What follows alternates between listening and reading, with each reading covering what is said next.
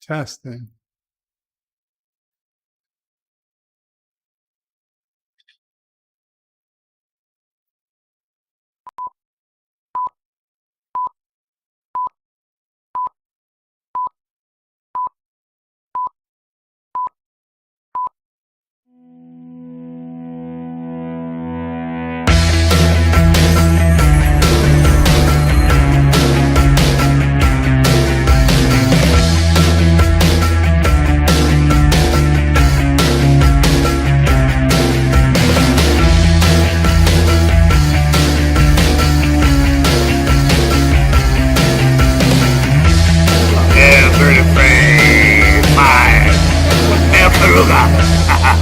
Qapla!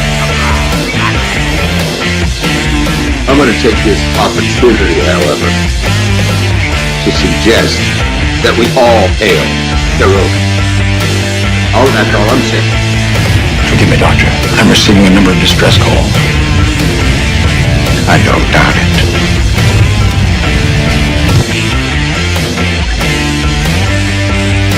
Y'all remember to tip your waitresses. Have a mighty fine night. You come in peace, surrender or be destroyed. You here to make war? Please surrender. Most good. Important thing is I'm giving you peace. When the appointed hour arrives, the Marauders will deactivate their cloaking devices and begin transporting Klingon shock troops directly to the landing zone. Landing zone? Where? Tell me. Why not? Your feeble weapons will be useless against us. We will kill all your males and take your females to mate with. Alright. Now the Federation's taking over, whether you like it or not. You people, you've been running this planet like a piecework factory. From now on, it's gonna be under one roof. You're gonna run it like a business. That means you're gonna make a profit. Look at these 3 words written larger than the rest. With a special pride never written before or since. Tall word, proudly saying, we the people.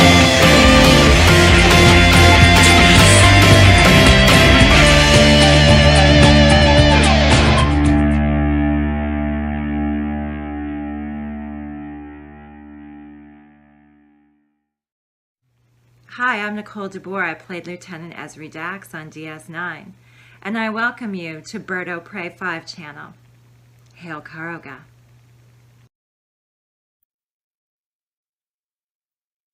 Hello world, it's Birdo Prey 5, Qapla, and welcome to Bed Life for Friday, February 25th, 2022. And yes, this is a different camera view. I'm a lot closer to the camera. I can touch the camera right now. I don't know how it's going to work out, but it's what we got for today. If we got to go to the no camera, we'll go to the no camera. But for right now, we can live with this one. Hope everybody's okay. I know there's a lot of people streaming this Friday afternoon.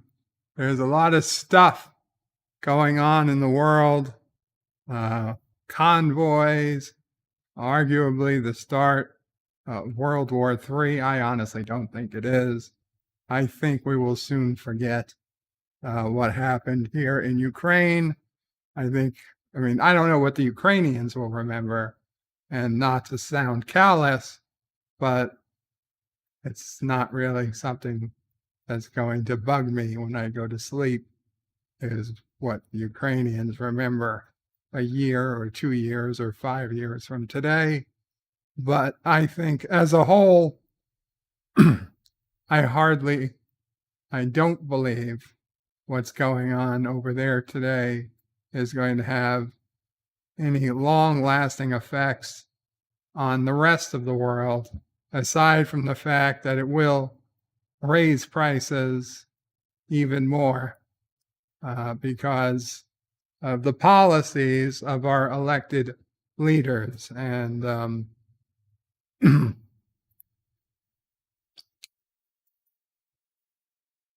I can't say that, Mama Bray. That would get the channel stricken.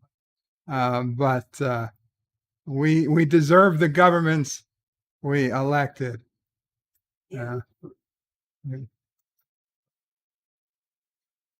Well, let me rephrase that.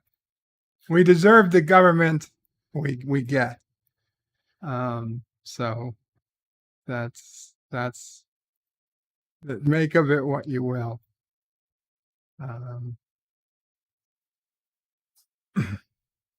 Convoys, maybe. I don't know if they'll do much, but I don't think they're going to lower prices any. I know inflation is bad.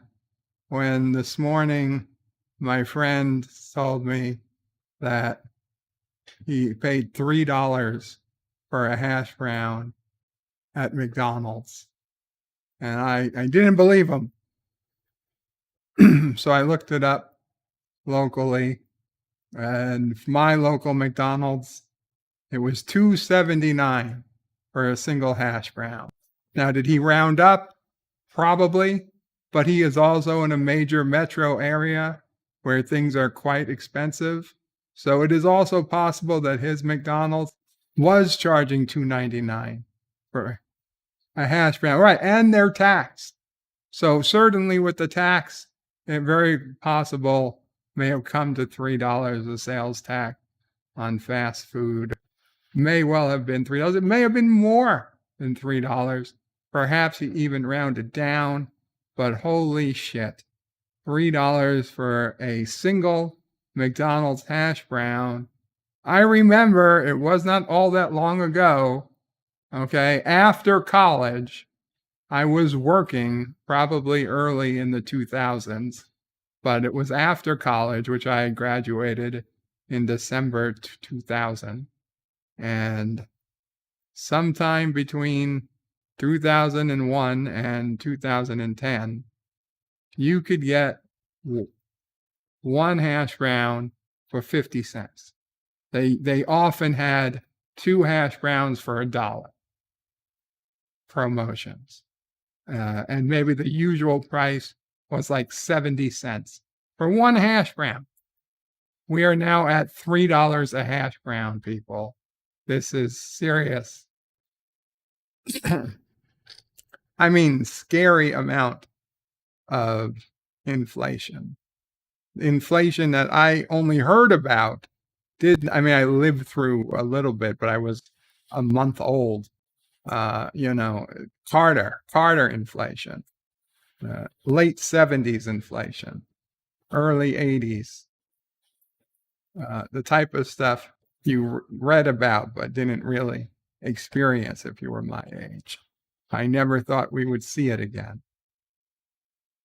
And we might not have, but here we are. Here we are.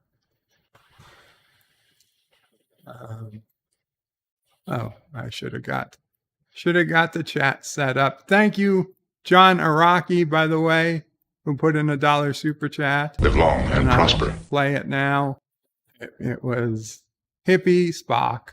Thank you, John Araki. It is what it is. I may pop out the chat so I can read it more easily. And we'll go through it.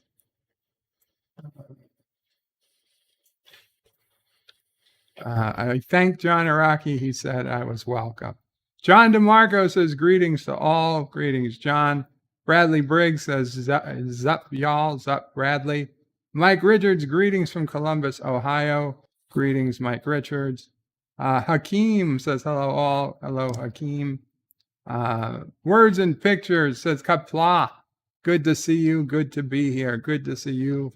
Words and Pictures. Glad you are here. Richie Poole says Qapla world. Qapla. Richie. Bradley Briggs says we will remember the gas prices going up. Yeah. Oh yeah. That's another thing. I mean, I don't have a car obviously now, but when I did, holy shit. I had an expensive car to fill. That, one of those ones where the machine stopped at $100, but I had to swipe the card a second time to keep going, to put another $20 in after the $100 max. And that was only at what, $3.50, $4 a gallon. Now it might be more than that. 7. I've heard people say 7. Now, the truth is, in the last 12 hours, oil prices have come back down below $100 a barrel. And there's some reason to think that oil prices might not skyrocket because the sanctions are not in the energy market, which means A, the sanctions are bullshit because the only way to hurt Russia is with sanctions against energy. But B, Europe depends on Russia for their energy. So it is obvious they're not looking to make waves. They're trying to do sanctions on cheeses and shit that nobody gives a rat's ass about. Anyway, you put a sanction on Russia, Russia just creates its own version of your cheese. They did it with brie, they did it with mozzarella, and they'll do it with any other cheese that the UN decides to say, oh, you're not allowed to have cheese from Argentina. They'll make Argentinian cheese. Whatever. Pop culture curator, Qapla pop culture curator says, hello, sir. Hope you're doing well. Thank you, pop culture. I'm starting to feel like my old self again. Not Ryan Johnson says, hello, and Qapla. Hail, Kuroga. Hail, Kuroga. Hail, Kuroga. The Random Menace is greetings from borders to madness. I hope things stay safe for you, Random Menace. Obviously, nobody would intentionally attack Slovakia, but, when you're that close to the fighting, mistakes happen. That's what we worried about the most. I mean, even the United States accidentally bombed Chinese embassy or something once. And I'm sure it was an accident because the president at the time was in the pocket, allegedly in the pocket of the Chinese. Hakeem says, what the fuck? $3 for a hash brown. I just bought a pack of 12 for $4. Well, I'm not saying that it's the cheapest way to get hash browns. McDonald's prepared food is not the cheapest food around anymore, but it is an indication of inflation. Bradley Briggs says, not long ago, you could get a burrito at Taco Bell for like 50 cents. Oh, yeah, I remember. Petridge Farm remembers, and I remember. John DeMarco says, hashtag remember hash brown inflation.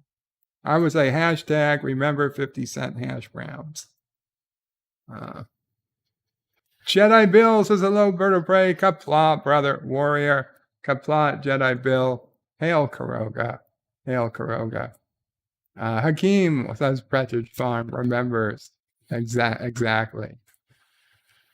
And Kitty Bear, crazy Dutch bastard, the shadow band, says Qapla, all. And then Kitty Bear, crazy Dutch bastard, the shadow band, with a €5 super chat, says, will you go to the Star Wars Galactic Cruiser to play with Greedo and his family in the rock stacking room? I'm sorry, Kitty Bear, but I will not be going to the Galactic Cruiser, even if I could walk, or even if I could get around. The Star Wars Galactic Cruiser just is not really my thing. Now, what I would be doing, if I could, would be going on the Star Trek cruise that is leaving, I believe, today or tomorrow. And Terry Farrell, among others, is going to be on that Star Trek cruise. So, that would be something. That would be something. Although, I have to I don't want to give this away, but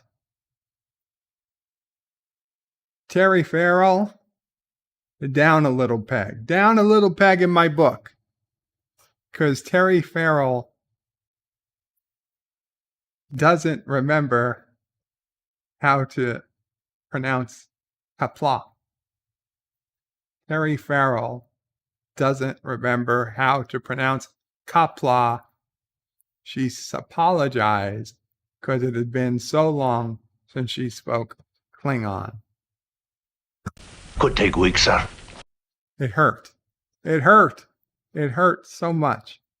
Forza Jersey with a $2 super chat says, Happy Friday. Pray for peace. Hail Kuroga. Qapla. Qapla, absolutely. Forza, we pray for peace. And that's not a joke. That's just serious. We don't want to see wars. We don't want to see countries being invaded. It says, certainly we pray for peace. Peace through superior firepower, but peace, not peace somehow. However, it need not peace at any cost, but peace. The Random Menace says to Mike Richards, I hope you are well too. 47 Yorktown says, hello, young sir. Hello, 47 Yorktown. Carlo Albanese says, hail, Kuroga. Qapla. Hail, Kuroga. Mike Richards says he's hanging in there to the Random Menace. Executive producer Saul Leibowitz says, Qapla, Bird of Prey 5. If there is an embargo on brie cheese, when will there be an embargo on Brie Larson? I think there already is that type of embargo on Brie Larson, just nobody noticed. Gap Stargate says, Qapla, Qapla, Gap Stargate. Saul Leibowitz says, Bird of Prey, will the Star Trek cruise have kissing Dak? Do you think Terry Farrell is going to go on a cruise and not kiss anybody? I'm sure she's kissing someone, but I don't know who it will be. Pop Culture Curator says inflation goes up 15%. McDonald's takes the opportunity to raise prices 30%. Well, you see, Pop Culture Curator, McDonald's is not only raising the prices because of the expense of getting the ingredients, they also have to raise the prices because of the increases in minimum wage across the country. So, when you have to pay $15 an hour to your employees when you were paying $8 an hour, that causes the cost of goods to go up. I'm sure that's more of the reason the cost of hash browns have more than doubled in the last few years than the cost of potatoes. Richie Poole, forgive Terry Farrell. I mean, Richie, I forgive her, but to know that she didn't keep up her Klingon, that she doesn't even remember Qapla, a word she must have spoken a dozen times at least in the dialogue. You would think, well, let's just say, I found it heartbreaking to hear. John DeMarco says, Terry Farrell without Qapla, Shaka when the walls fell. Absolutely. Shaka when the walls fell. Bradley Briggs says, need to try out that new Star Wars Galactic Cruise. I hear the tickets are only like $5,000. Yes, that's true. You see, the thing about the Star Trek cruise is that when I was like, I don't know, 14, 15, 16, a teenager, okay, when the prevailing technology was the Palm Pilot 3. I remember my first Palm Pilot. It was a Palm Pilot 3. It was the best. It was awesome. You would just make it had a pen, a stylus, and it had its own language you would do characters and it would translate into letters. But, rather than making it where you take the stylus off the screen and like if you're doing an E, you can do that, then you've got to take it off and do that and do that. And it's like, no, that's every time you take it off the screen, it fucks up. So it had its own language where you would do any letter, but there was a different way of doing them where you never had to take it off the glass. So, if you were wanting to write a capital E, it wasn't the usual way. They had its own way of doing it. So like other letters like O or S, those were fine because you could make them in a single tap or a single touch. But ones where it took multiple had to be adjusted. So Palm Pilot, the top of the line electronic equipment at the time, and I had in my Palm Pilot a list of good ideas, just good ideas to do sometime in the future when technology or whatever, or I become an adult and I had money or whatever I thought I was going to have. One of the things in my list of good ideas was a cruise ship enterprise, which was going to be a cruise ship where the crew all wore, and because it was, more familiar in my head, Star Trek The Next Generation uniforms. And it was supposed to, the corridors would look like the Enterprise D. And you was basically give you a feeling that you were on the Enterprise D, and there would be red alerts from time to time, and you'd have, actors, crew members who would be running down the halls with the red alert would come on and stuff. They might shake the ship on purpose every so often, saying they're under attack by Klingons or something. Well, not Klingons, because I guess Klingons, Romulans. Anyway, I just thought it would be great. Now, I didn't think there'd be a market for it realistically, but I thought one single cruise ship could probably do it. Now, of course, they don't have a single ship dedicated, but they just have Star Trek cruises where for part of the cruise or for the cruise, they do some Star Trek stuff. But even the Star Trek cruises, they don't do the whole get up like I was thinking. The other good idea I had in that list was to use a laser to put advertisements on the moon, like Pepsi or something, or they might advertise on the moon. And unfortunately, apparently I was not the only person with that idea. The Simpsons did it. The Simpsons took the idea. Now, obviously they didn't do it in real life, but in Simpsons cartoons, they were advertised on the moon. And so now when I say that, everybody thinks I got it from the Simpsons, but I can assure them I thought about it long before the Simpsons did it. Now, did somebody think about it before me? Possible, but I didn't hear it from anybody. I thought about it independently. I wrote it down on my on my Palm Pilot in the 90s sometime. And, well, that was that. I never came to fruition. Maybe one day.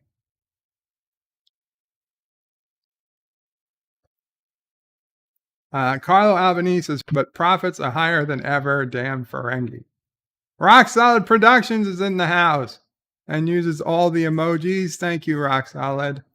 A hashtag Dear Bop.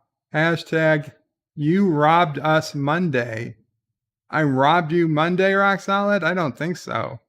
People liked that. It was a good episode. A good stream. Miss Lindell says, Terry not remembering Klingon is forgivable. Michael Dorn, on the other hand. 54.5 Access Radio. Hashtag don't mention Titan. You're absolutely right. Do not mention Titan. Oh, it annoyed me so much. If you guys haven't watched my latest Star Trek Discovery review, I just went off on Titan for some reason. Admiral Vance considers Titan as important as Earth and Vulcan, or Navarre. Admiral Vance puts Titan on the same playing level as Earth and Navarre. Forza Jersey says a $15 minimum wage sounds nice if you like ordering from kiosks and served by robots. I would prefer it. The robots, no doubt, are cleaner and probably get the order right more of the time. Richie Pools is Bird of Prey 5. At least Sheldon's new professor learned how to say no in Klingon. Oh, I might be an episode behind. I have to check it out. Executive producer Saul Leibowitz says, Bird of Prey, did you have the Palm 3 flip? Yes, I had the Palm 3 flip open. I had the tricorder app. Granted, it was in grayscale, but it had awesome sounds. I loved it. I still don't think we did any better than the Palm 3. It wasn't a phone, no. It was just a Palm Pilot. So when you flip the phone open, it would display the Federation logo, and it did make the communicator noise and the tricorder noises. Richie Poole thinks The Simpsons stole the idea from me. You know, I wouldn't be surprised if they did. John DeMarco loved the Titan rant. I'm glad somebody did. Roxanne says, Bird of Prey, you did not get through all the Dear Bops on Monday. I got through all the Dear Bops that I could see on Monday.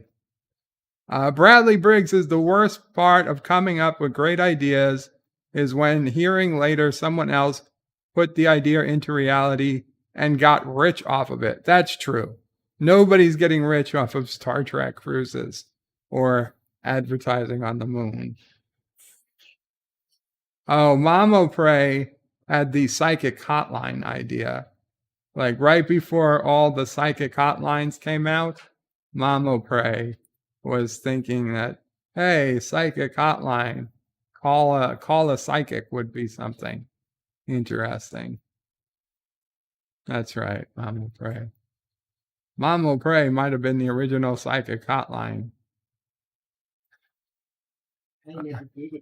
And Sisso Prey was telling me about how I should be creating an app that would tell me where my car service was. I could watch the car service come to me and pick a car service. She did. She basically explained Uber to me 2 or 3 years before Uber came out. And she very mad at me for ignoring her pleas to make an Uber app. I'm sorry if I missed some, Rock Solid. I'll get to them today, hopefully. I'll get to them today. Carlo Albanese says robots and machinery should pay tax if it replaced a worker. I don't think so, Carlo. I mean, if the cost of replacing you, if it makes sense to replace you with a robot, that's because minimum wages are too high. Roxanne says Palm 3 was best Palm phone ever. Hashtag WebOS greater than hashtag PalmOS. The Palm 3. Okay, I don't know if I saw or used that phone, but Random Menace says, did you solve today's Wordle? Let's see if I did. Okay, actually, yes, I did. I solved the Wordle in five guesses. I didn't look at any. I didn't look at any clues. I know you put out your clue. I know Mama Pray knew your clue going into it. She got it in 4 guesses. I was clueless. I got it in 5 guesses, and I was like, "Oh shit, this is gonna be a tough one for anybody who hasn't done Wordle yet today." I'm not going to say what it is, but I will say, certainly depending on the letters you get, it can be a very, very hard one. On the other hand, I mean, I got it. Mama Pray got it. Obviously, Joseph got it. So it's not undoable hard, but it is a difficult one.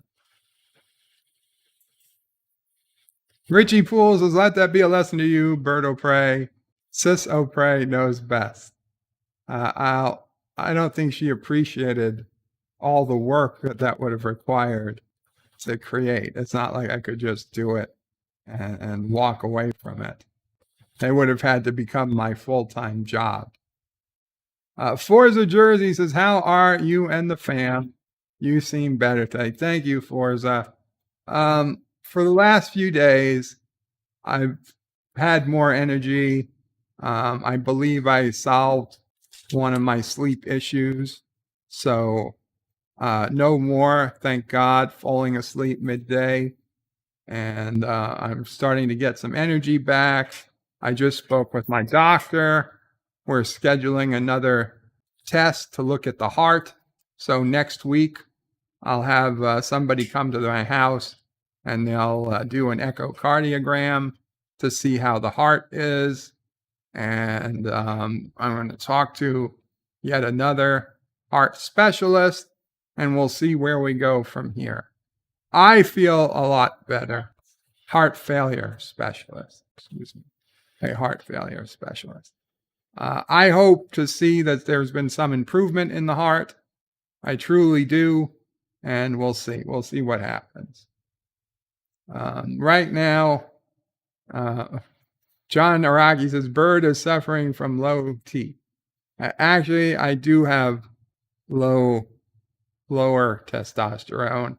I did have it checked, and it wasn't alarmingly low, but it's lower than it could have been.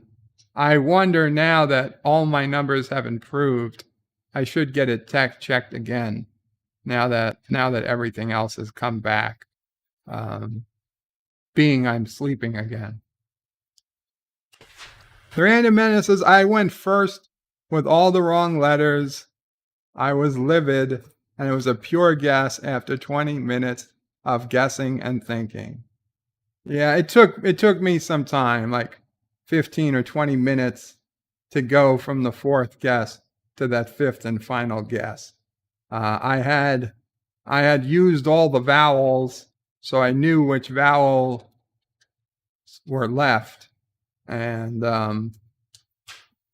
only from eliminating, I only got it by eliminating all the other possible letters it could have been. Like, I was just left with a handful of available letters, and I was just doing my best to make any word from it I could think of. And then once I thought of that word that it was, I realized that was probably it, because I doubted any other words existed with the available letters I had out. The hot traveling cardiologist is coming back, says John Araki. First, I never said she was hot. I just said she wasn't ugly. But she's not coming to the house. She's ordering a person to do a test, and all the people who've come to do this test as of late have been men. John Araki says, "Bird is going to get diagnosed with faith of the heart." Are you getting a heart like Picard's? I hope not, Forza. I hope not. Crazy Bear, Kitty Bear, Crazy Dutch Bastard, the Shadow Band, says, "I finished Zombie Army Trilogy campaign already on the hardest mode. Good thing it was cheap, because it only took 60 hours to finish. I'm sorry to hear that, but I still got to play it myself. Thank you again. I'm going to do a quick commercial so I can Jaloja, and then we'll go back and we'll move on. Be right back. When that sun breaks out, lift up your head and shout, it's gonna be a great day. Kellogg's waits for you, that spirit comes shining through, promising you a great day.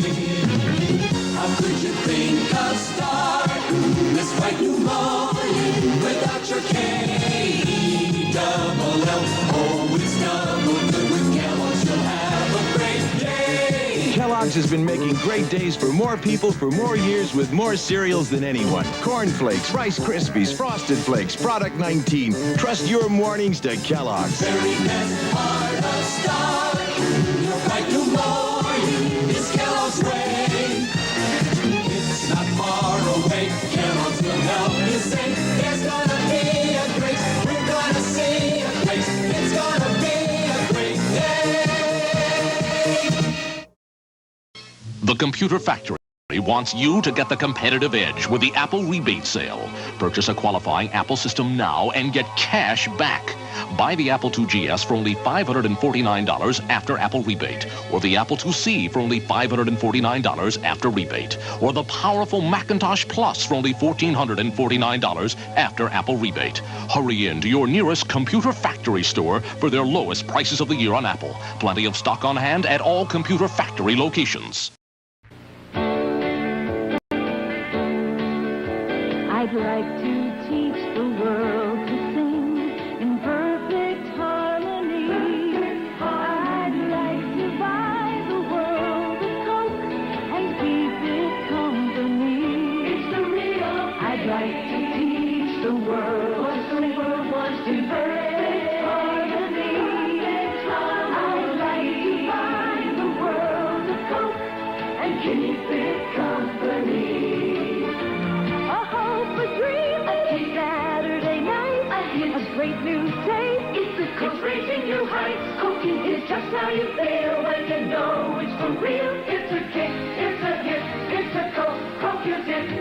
I'd like to teach the world just how you feel in perfect harmony. For real, it's a kick, it's a hit, it's a Coke, Coke is it. Jordache has the fit that's right. The Jordache look. The Jordache look. 37 years ago, Club Med made a special arrangement with civilization.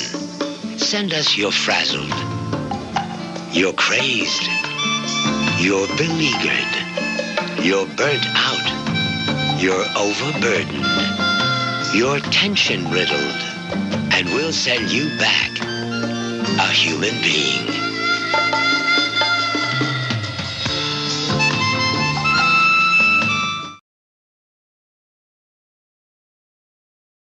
Now I'm back. I put the sound back on.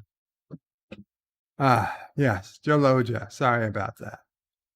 John Araki says a Nausicaan stabbed bird through the heart in a New York subway. Oof. Now, I'm not racist, but I don't want to live around Nausicans. Is that racist? Does that make me racist? I'm asking as a Federation admiral. The Random Menace. Oh, excuse me. The Womprat says, Birdo Prey 5. Do you realize the Karoga starts with C-A-R, car? Right. So your ride service could be way better sounding than Uber. Car-oga. That is the great name for a ride-sharing app. Karoga. Good, Womprat. Thank you. Might have to steal that someday. The Random Menace is, what brand of earbuds did you get? Wanted to ask you earlier. It's a good question. Soundcore. Soundcore. They're on Amazon. I think they were. There you go. There we go. I haven't used them since. I don't know. I think I'll use them maybe for my cell phone or something. I still need an earphone for when I'm out and about in the wheelchair. Carlos says, I'm worried about you, Bird. You're only meant to Geloja once a year. I know, but I'm on these pills that make me Geloja like once an hour. Kitty Bear says, I don't like corn. It's food for cats. You don't like corn, Kitty Bear? I love corn. Popcorn, corn on the cob, corn kernels, and the bestest, highest, most tasteful corn critters, or fritters, or corn nuggets, which is fried cream corn. Just deliciousness. Deliciousness in a nice fried ball. Bradley Briggs says they aren't wrong. Coke used to be made with the real thing. Absolutely. Miss Londell says 70s and 80s commercials. Wow.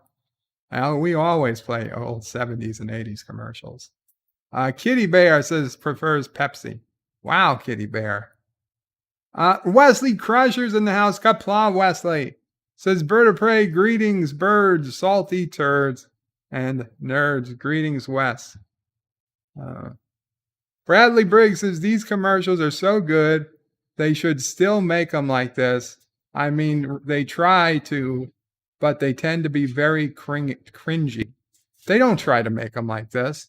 No, when they do a commercial today, they start with saying, okay, we need somebody of this color and this gender, and we need somebody of this color, this gender, and this sexual preference, and then somebody who was this gender and then became this other gender, and they look like this, and they're 5 foot whatever.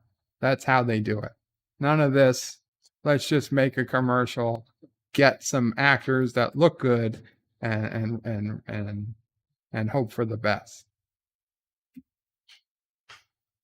Carlo Albanese, got to go to work. Hope you have a great night, everyone. Good night, Carlo. Thank you so much for coming by, my friend.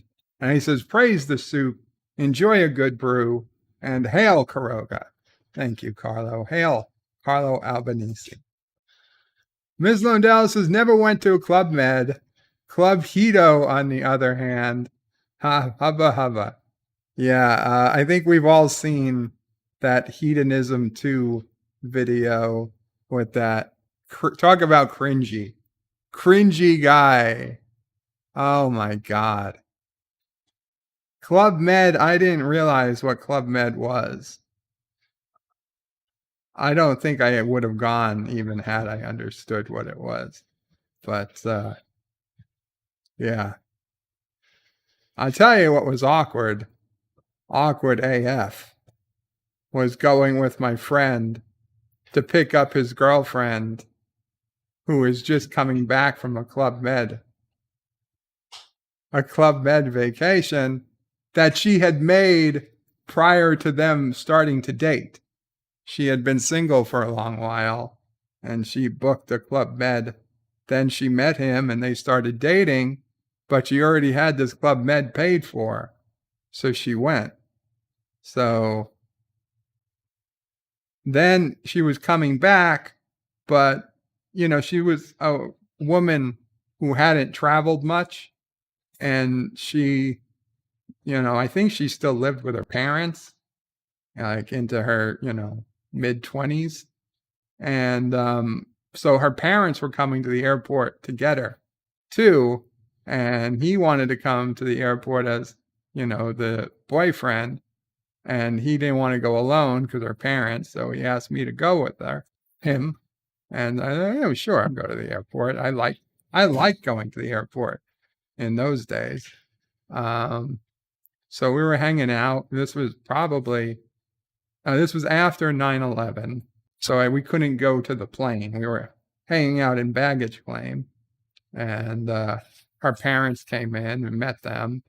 And she came out the door, and he went over and they hugged and whatnot. And he'd gotten her a little welcome back gift or something. And I was like, so where did she go anyway? And he was like, oh, it's Club Med. I was like, oh. He's like, no, she had it before we started dating. I was like, listen, I'm not judging. I'm not judging. I don't know if I would have been able to live with it, but he did. And now they're happily married. At least they're married. I believe it's happily. Couple of kids. You would never know. Wesley can't stay. We'll go to work, but we'll listen. Thank you, Wes. Carlos is speciesist. I don't know. Is it racist? It's speciesist to say I don't want to live near Nausicaans? Because, I mean, Nausicaans are violent. They are dangerous people.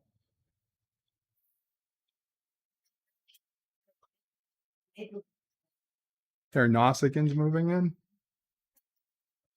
Oh, Mamo Pray. That's right. We saw something very disturbing on the camera last night. So Mamo Pray, when she goes outside now at night, she won't go out unarmed. She takes a stick with her, a cane. A metal cane with a heavy metal pointed tip. Because raccoon. I caught a raccoon on the camera. Now, I knew there were raccoons in this neighborhood. I'd caught him on camera years ago, but caught a raccoon walking right past the house last night. And I showed it to Mamo Pray on screen, and it was going up the wheelchair ramp. She freaked out a bit. She was about to go outside. She would have been outside had I not asked her for something. And she does not want to get that close to a raccoon. Oh, you better take a stick. And she got out of the closet. She found a cane, big, heavy cane. So now she takes that outside. I'm happy she has some protection. Johnny Rocky says Bird is a member of Terror Prime. I'm not going to talk about any organizations I may or may not be a member of. Kitty Bear says you could have Star Trek cosplay drivers. Yes. Oh, that would be awesome. And all of our cars would look like shuttlecraft or runabouts. I like it. I like it, Kitty Bear. Richie Poole says, shut up, Wesley. The lovely Sherry says, hello, lovely Sherry. Kitty Bear says, I do not like real Coke. Coke makes a person with ADHD sleepy. That's crazy. Random Menace says, I'm happy with my assigned gender. I am not suitable for commercials. Yeah. Crowbar Mom says Random Menace. I got to take my pill, guys. Sorry, I forgot about that. I would have done it before. Richie Poole, I pity the raccoons that run into Mamo Pray. Mom.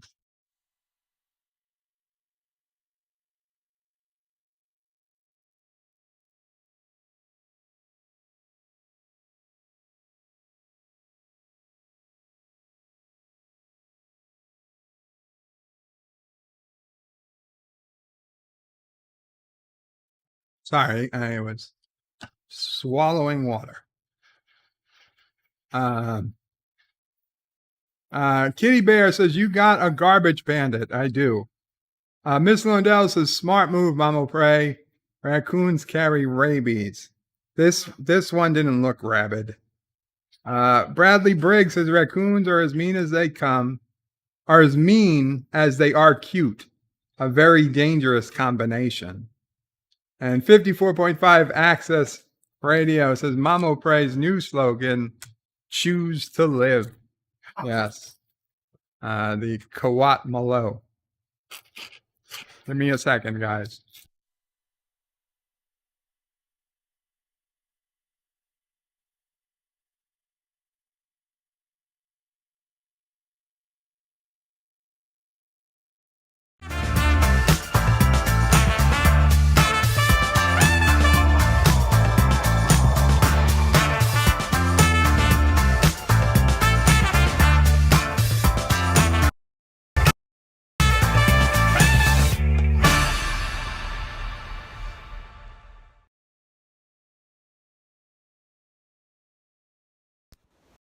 This is for Bird of Prey 5 from Michael J. Crawford, the anti-trekker. Kif, come here and hold up the flag. And wave it a little, for God's sakes. The God, Emperor, Dictator of a country called Karoga.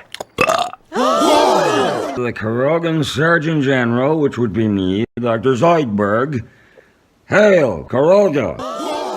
I'm going to keep you healthy. I will feed you tons of cake.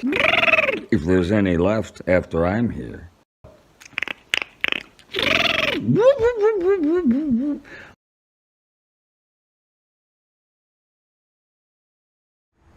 Howdy, YouTube. This here is Bird of Prey 5, and I've got an original song for you today. It's called The Ode to the Unknown Subscriber, and it was written by me. One sad morning. It goes a little bit like this. I woke up this morning and opened my channel. Every day is a battle. Every sub more important than branded cattle. But this morning when I checked my stats, I was shocked, I was saddened, I was surrounded by bats. A YouTuber lives and dies by his numbers, always editing, always avoiding the blunders. But last night a mistake I must have made, 'cause I lost a subscriber. I'm a failure to my trade. Where, oh where did my subscriber go? Why did he leave? I mean, it could have been a chick, but no. Why, oh why did my subscriber leave? Did I insult them? Did I make fun of something they believe? Are they angry? Are they hurt? Was there anything I could have done not to get burnt? When, oh when will my subscriber return? I can change, I can improve, I can even feel the burn. They're gone, they're gone, they're never coming back. I need to move on, cut myself some slack. But every precious subscriber, even if I don't know your name, every precious subscriber, I love you all just the same. So I will always miss my unknown subscriber. They didn't leave a comment. What more could I have tried? Maybe I could have given them a briber. Or maybe they just died. Okay, there's more, but I think we'll stop it there. If anybody's interested in seeing the full video, just search for Ode to the Unknown Subscriber. It's on one of my channels, probably Birdo Prey 5X. But either way, it should come up with a simple search. And yes, one of the classics, as John DeMarco put it. Wesley says, Bird, are you going to use the new video clip? I got you. Absolutely, Wes. Absolutely. I'm putting together a new opening countdown video, and I will be using your new video and another new video and possibly even a third new video, in addition to existing videos. Richie Bull says it was an awesome clip, Wes. It was. It is an awesome clip. Andy Robinson, Garrick, Hailing, Karoga. Kitty Bear, Dutch Bastard, the Shadow Band, says, Bird of Prey, if you have neighbors with prosthetic legs, warn them Rocket Raccoon is looking for legs. Yeah, I don't think I have anyone like that. Dr. Scotty is like, what the frick? Yes, that was my time as a country musician, Dr. Scotty. Words and pictures is just laughing. The Random Menace is Dr. Scotty. This is the reason why MTV stopped playing music. No, I don't take credit for that. MTV stopped playing music years before I made my debut. Dr. Scotty's The Random Menace. Boy, do you have that right. And I'd like to think, I do think Bird needs a guitar technician, and maybe they can tune it next time. Yes, Mama Pray. Came across the guitar. Oh, the guitar, you found it this week? Well, You came across it. wondering whether, Oh, maybe Nephew Prey has natural guitar talent. yeah, It might be time for the guitar for Nephew Prey. don't think it's time for the accordion yet. No, not for the accordion yet. But Nephew Prey might learn some guitar. I could teach him some guitar. I'm going to teach him everything I know. Kitty Bear says that made him laugh. Thanks. You are welcome, Kitty Bear. Greetings, LDG of Geeks Enjoy. And John DeMarco says he's a YouTuber, not a guitarist. Well, everybody's a critic. Everybody's a critic. Okay. Let's see what we got today. What's in the news today, actually? Let's see. Putin's money in the crime. Okay, forget that. Forget that. Forget that. Forget that. Goddamn, everything's about Ukraine. I don't even know what that's about. Yellowstone. Taylor Sheridan's model wife should look very familiar. She didn't look familiar to me. Okay, here we go. Wait, what? Star Trek Discovery pumped the brakes to relearn a well-trod lesson? Discovery Season 4 finally plays off on Burnham's biggest Klingon war lesson. What? Neither of those sound real, but let's take it one at a time. I'm morbidly curious.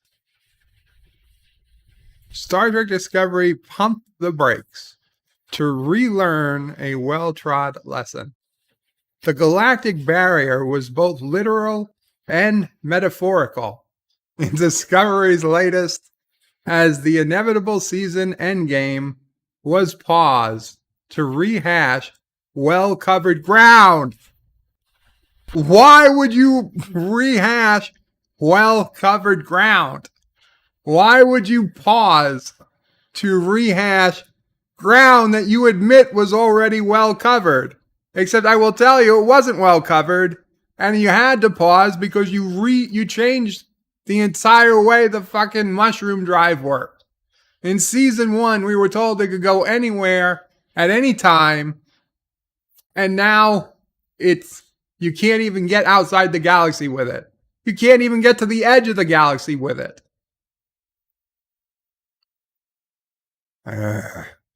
One of Star Trek Discovery's biggest themes has always been the importance of togetherness in times of crisis. From Klingon wars to mirror universe incursions, from being flung into the future to the conflict with the Emerald Chain. There was no conflict with the Emerald Chain. The Emerald Chain was barely a thing. It's a topic the show has proselytized time and time again. It's a lesson worth repeating sometimes, but in some cases, returning to it can feel like it's just spinning the wheels. Spoiler warning, big fucking deal. The Galactic Barrier, the 10th episode of Discovery Season 4, feels much more like the latter than the former. As Burnham prepared the crew to breach the known edge of the galaxy and finally come face to face with the 10C, the known edge of the galaxy? Like, is there an unknown edge to the galaxy? There's an unknown edge to the universe. We don't know if the edge of the universe even exists. That is not the way you would say the known, to breach the known edge of the galaxy, like there's a different edge somewhere else.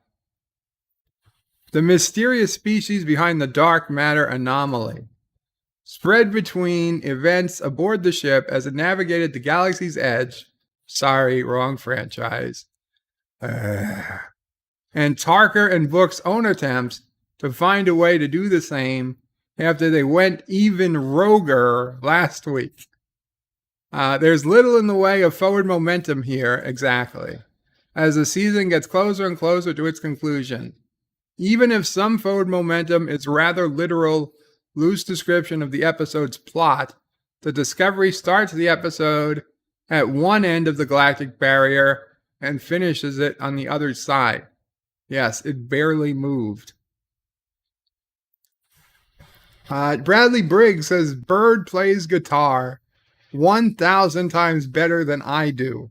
Bradley, I think you are sadly miscalculating. John DeMarco predicts a rant in the immediate future. Kitty Bear says, do not want STD on my screen. I'm sorry, Kitty Bear. Captain Trek says hello. Bradley Briggs, I never truly understood not liking a show enough to want to have, not liking a show enough to want it to have never have existed until I started watching STD. Oh man, yeah.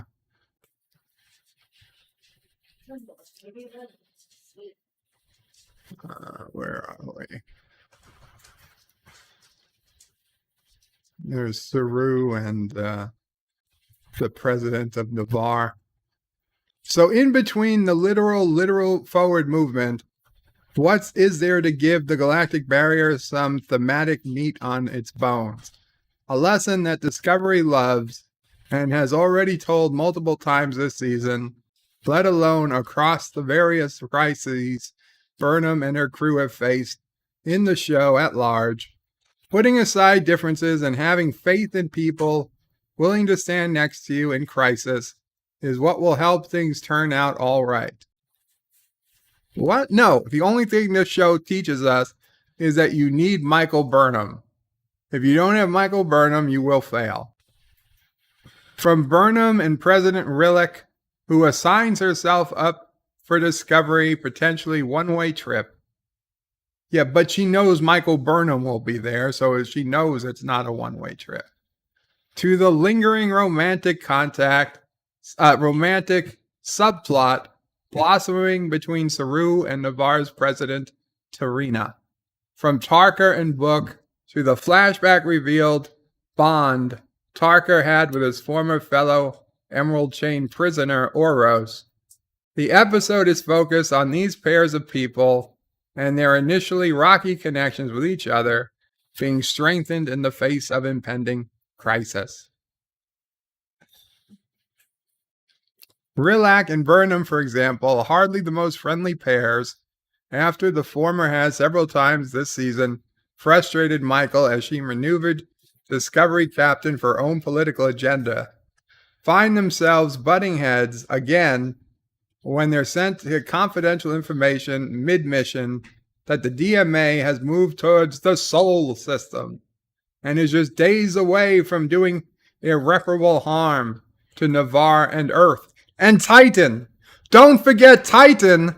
Remember that. This person didn't put it in, but Admiral Vance had to remind to put Titan in, because just in case you're an idiot, and you're like, oh, only Earth is at danger? Well, that's fine. My parents live on the moon.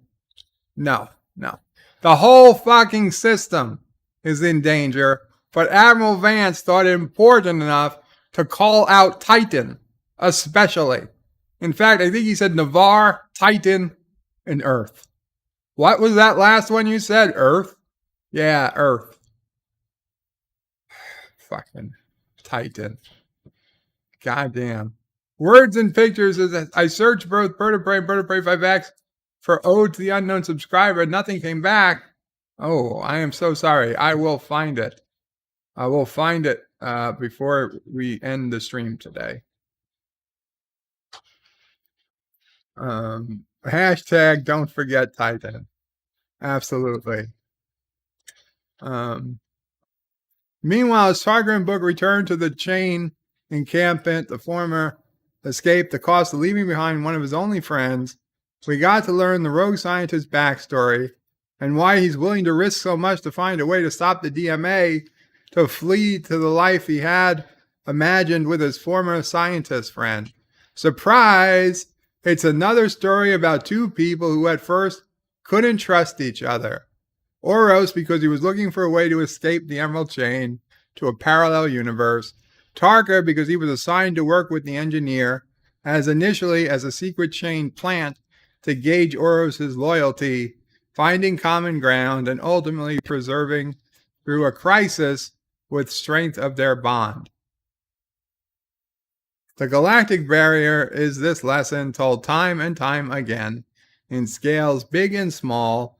Even the otherwise lighthearted will they, won't they awkwardness between Saru and Tarina becomes poignant when Kelpian offers to sit with Tarina and comfort her, learning Navarre is under threat of destruction.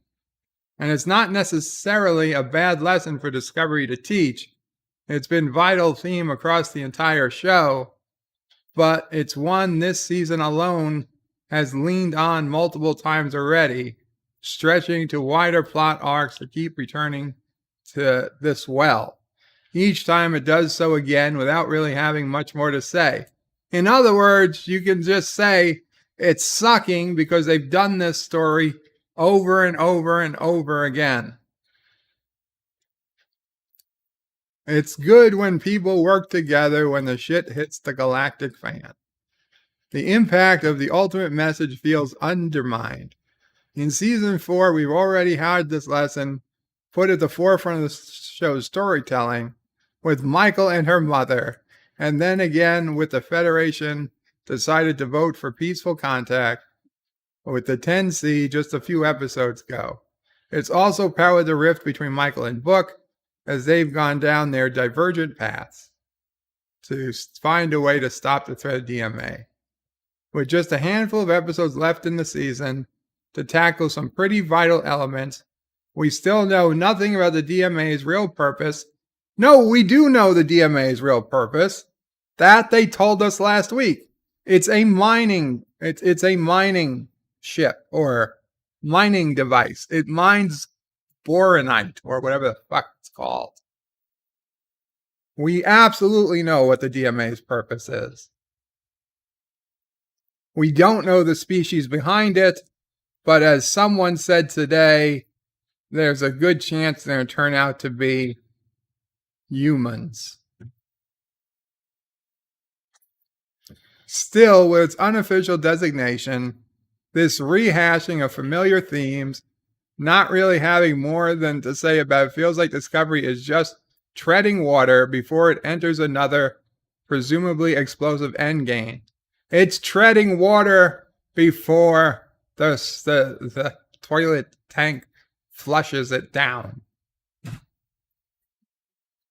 Okay, it's like treading water in a toilet that's about to flush. Time will tell us as we head to these final few episodes of the season if taking another break will help or hinder the larger story Discovery is trying to tell, which is Michael Burnham is the bestest ever. With the crew on 10C's doorstep at last now, there's no more time to go over lessons. The show has, well, truly learned. Only time to put that teaching into practice.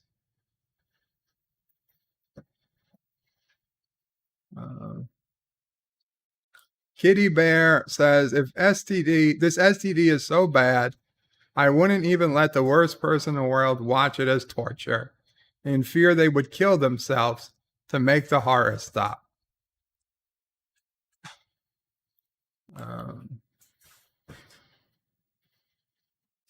Bradley Briggs laughing at Kitty Bear. Thomas Potts says, Bird of Prey 5 is space fracking, so yes. The DMA is space fracking, so they must stop it. Bradley Briggs is very afraid of the new Lord of the Rings show is going to surpass STD and set the galactic standard for so bad it makes a pile of poop look inviting. Well, Bradley, it might do that for you, but as someone who doesn't watch Lord of the Rings, as myself, it unfortunately not gonna make a difference to me. Discovery Season 4 finally pays off Burnham's biggest. I'm not going to read the whole thing, but let's see what's going on here. Discovery Season 1, Michael would have acted foolishly, but Season 4 shows Captain Burnham has matured and changed for the better. The biggest lesson Captain Michael Burnham learned in Star Trek Discovery Season 1 paid off when the USS Discovery crossed the galactic barrier in Season 4, Episode 10. Burnham was tasked with leading her starship where no one has gone before, so that the President, Lara Rillick, can lead the United Federation of Planets delegation to make first contact with species 10C, the dark matter anomalies creators. Burnham and Rillick's distinct leadership styles and personalities continue to clash, but Star Trek Discovery illustrates how much Michael matured since the 23rd century when she instigated the Klingon War. Now that she lives in the 32nd century, Michael Burnham is far removed from the tragic mistakes of her past. Back in 2256, Commander Burnham was the first officer of the USS Shenzhou and commanded by Captain Philippa Georgiou, and a rising star fast-tracked for her own command, until she betrayed her captain in a misguided attempt to prevent the Klingon War. Burnham's heart was in the right place, but her judgment and decisions were disastrous. By the end of the Battle of the Binary Stars, Burnham's actions led to the death of Captain Georgiou, the destruction of the Shenzhou, and sparked one of Star Trek's worst conflicts, the Klingon War. Michael was imprisoned and became infamous as Starfleet's first mutineer.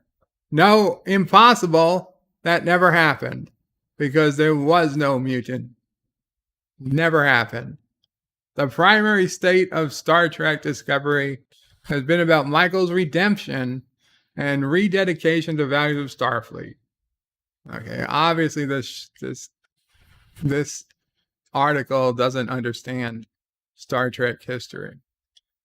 Michael was proven correct when Federation President addressed Discovery after Starship successfully crossed the galactic barrier.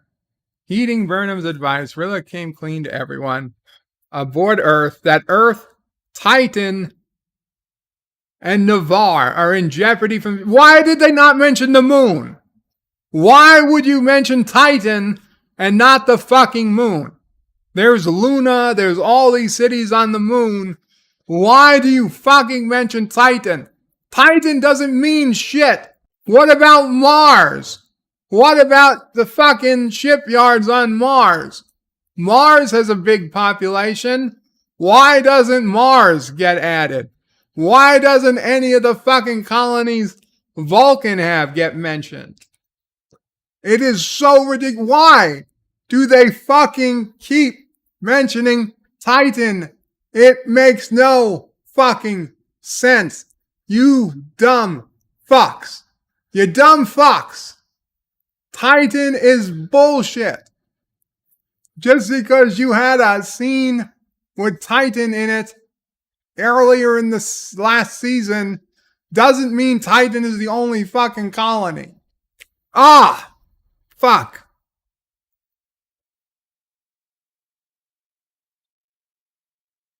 Yes, we're going to Dear Bops. Fuck this.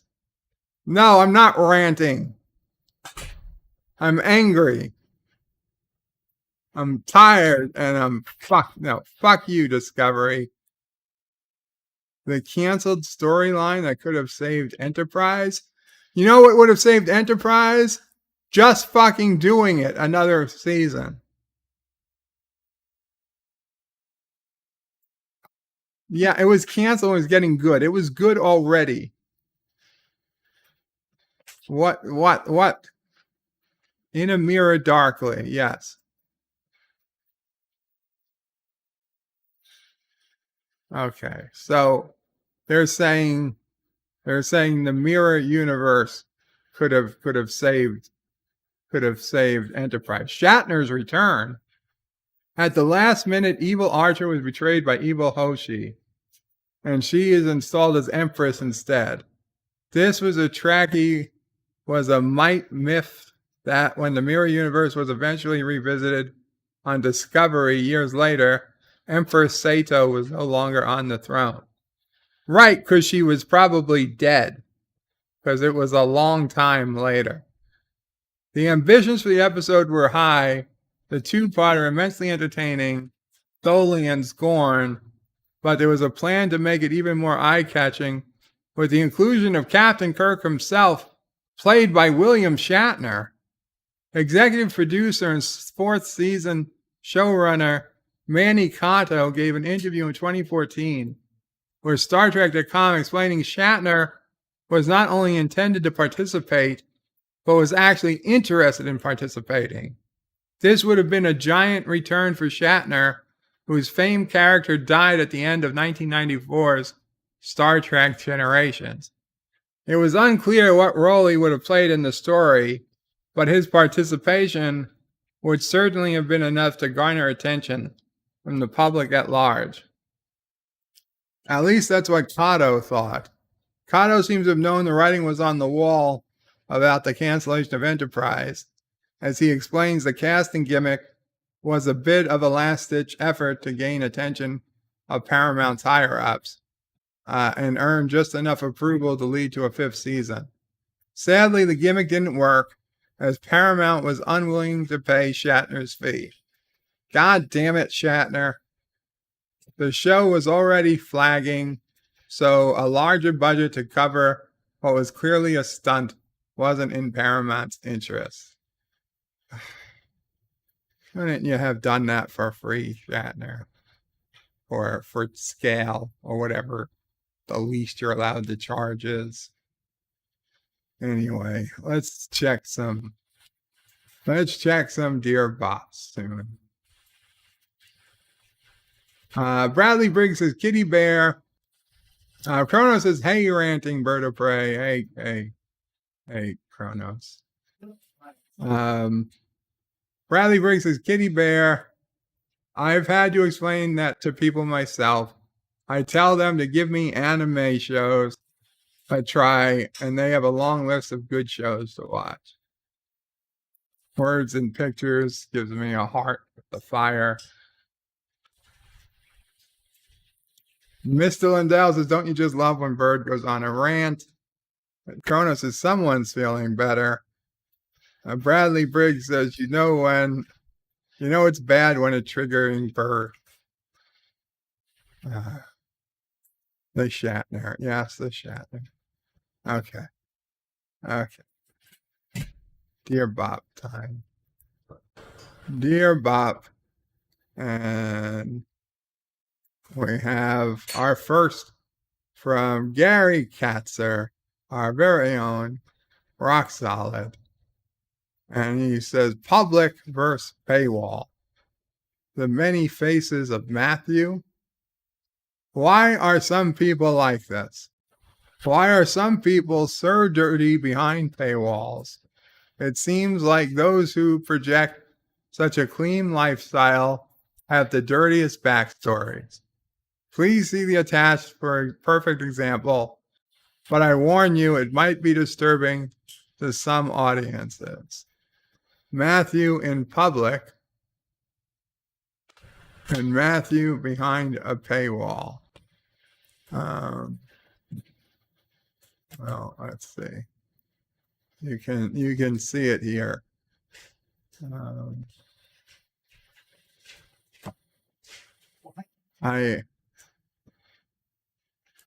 Let's see. There we go.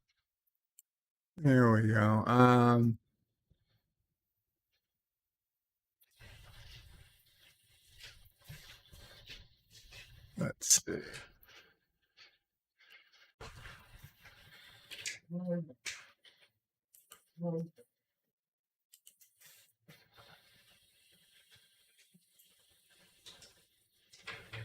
Okay. So, very interesting. Very interesting. Thank you. Thank you, Rock Solid. A poll for the community, also from Gary. Today's episode will be over 1 hour long as we sat down with Life with Matthew, who still hasn't claimed his custom YouTube URL, for the record, to once again discuss Intellivision's Amico. For such a long episode, would you like me to do a premiere to hang out and chat during the episode? Well, this is already passed, so I am sorry. This no longer matters. Flugers is Bird of Prey. I sent you a couple videos. Check them out on your AOL. Okay, well, I'll do that. I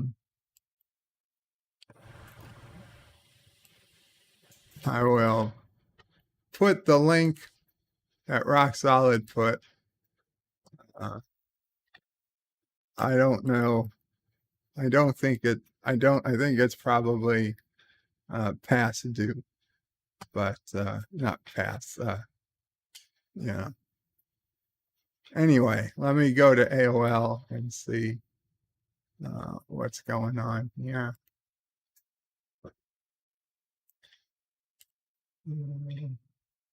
More Star Trek vids.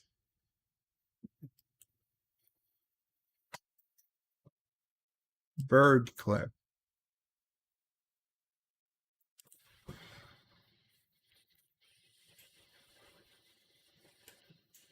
Why won't it download? Oh, God.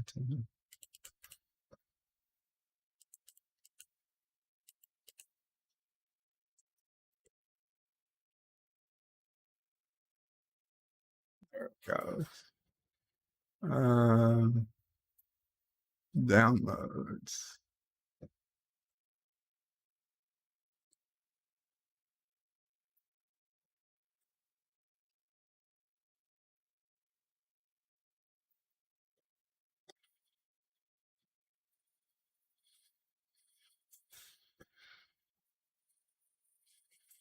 I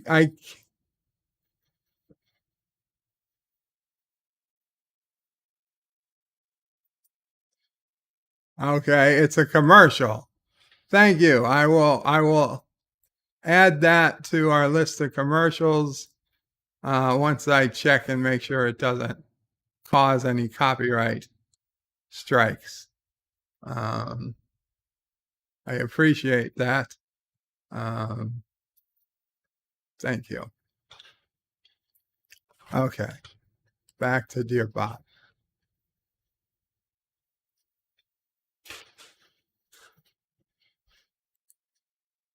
Dear Bob, hashtag spoiler warning. Okay, a lot of spoiler warnings, but I don't know for what. So, okay, so now with the question. In the latest episode of STD, the ship has a cloaking device. When the hell did they get that installed? I believe they got it installed when they got to the 32nd century or whatever. It's the Federation had cloaking technology. The entire ship, everything was cloaked. When they first got there, everything was cloaked. All the ships, the entire encampment was in a cloaking field. So I guess it's just standard issue to have a cloaking device. What they changed, however, was that previously they made it very clear. In fact, they said specifically that you cannot jump, you can't spore jump while cloaked. In fact, they said, Michael Burnham said, the ship can't jump while cloaked. And then in episode 9, the week before, they very clearly said, cloak the ship and then jump. And then they did a cloaked jump. You could see the ship first cloaked and then jumped. So that was bullshit. But yeah, the cloaking device, I don't have so much of a problem with them having a cloaking device. When they upgraded the ship, when it became the 1031A, which was stupid, but whatever, that's when they got the cloaking device. When their nacelles no longer connected to the ship, that's when they got the cloaking device. What they're stupid about it is that then they specifically said you can't jump while cloaked. And then a few episodes later, they're jumping while cloaked.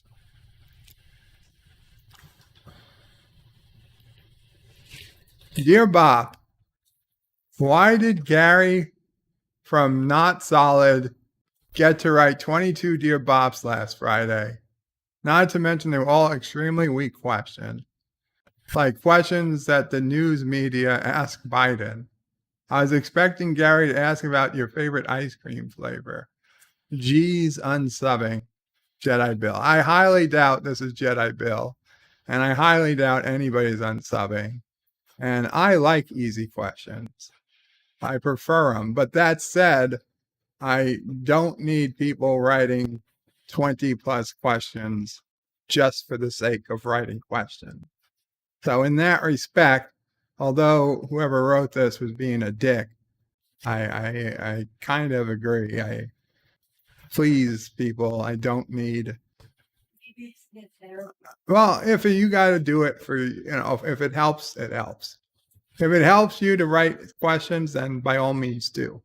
But please don't do it for me. I don't need it. Thank you. Dear Bob, hi Joe, Henrietta here. I see that my ex-husband wrote you last week and was crying about how I divorced him on his birthday. Isn't that special that you only get one side of the story? Well, let me tell you, it was no picnic being married to, let's call him Larry. He had a very bad drinking problem and probably still does. And he complains about me cheating. How about him and that sheep from the farm he liked to visit every week? He came home with some weird sheep disease. Well, I won't go there as I don't want to humiliate him on your show. Anyway, I sure wish you would get both sides of the story before you take sides. Henrietta Rodham.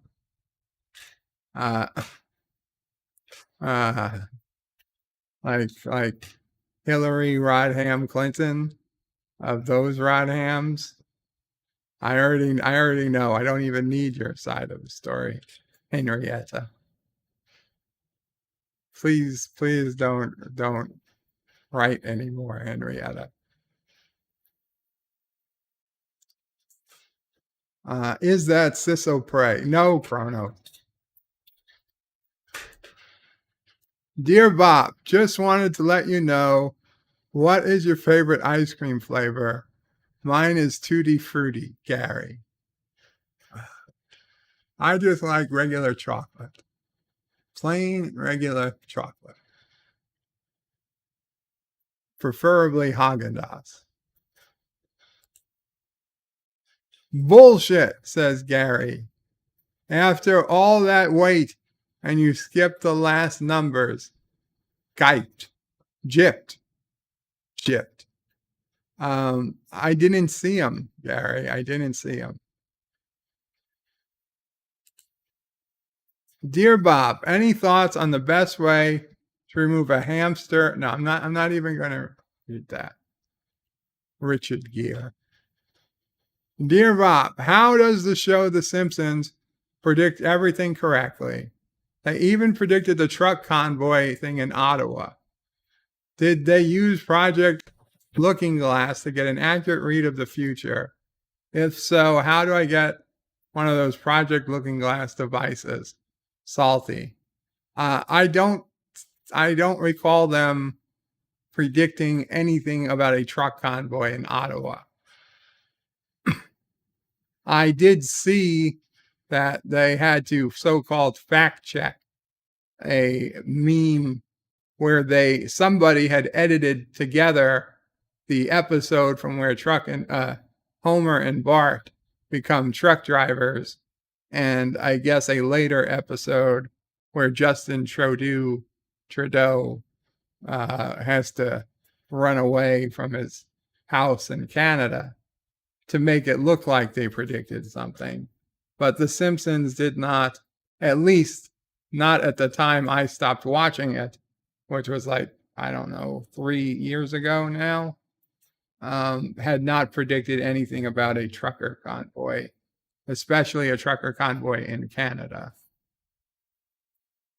The episode where they became truck drivers was about automated trucks driverless trucks, that they didn't need drivers, and all these truck drivers were being paid to drive, even though they didn't have to drive anymore. They just sit back and relax. Dear Bob, what the hell is Vance Refrigeration? Vance Refrigeration, you need to go and watch The Office. The NBC show, The Office. It's on Peacock. Because obviously you didn't watch it the first time for whatever reason.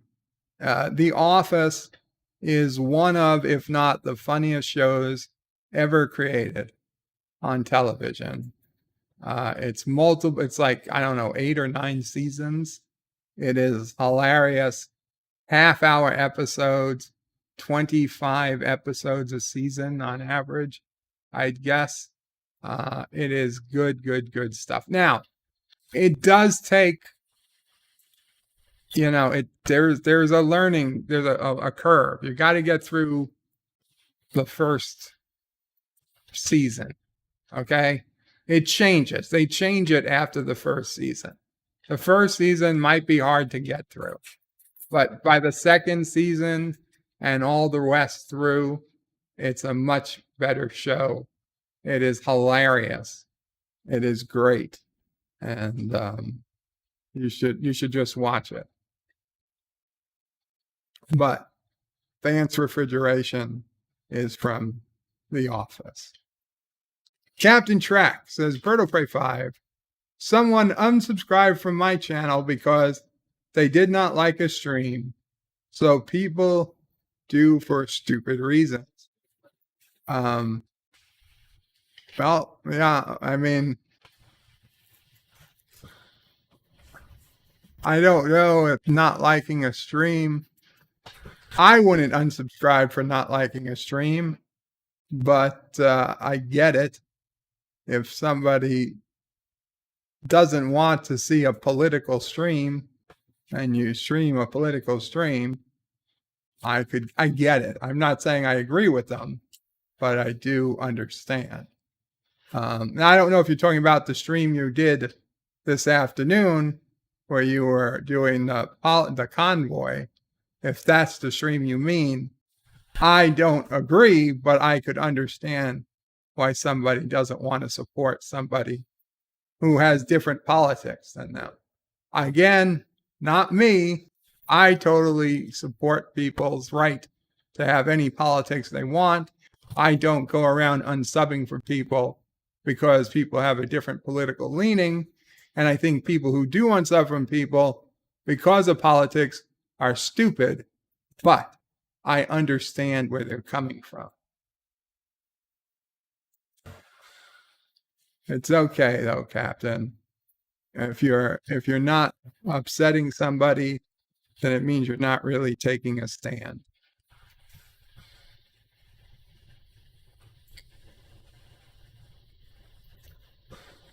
Dear Bop, is it fair to the guy that Booker was trying to help create the weapon is actually gay?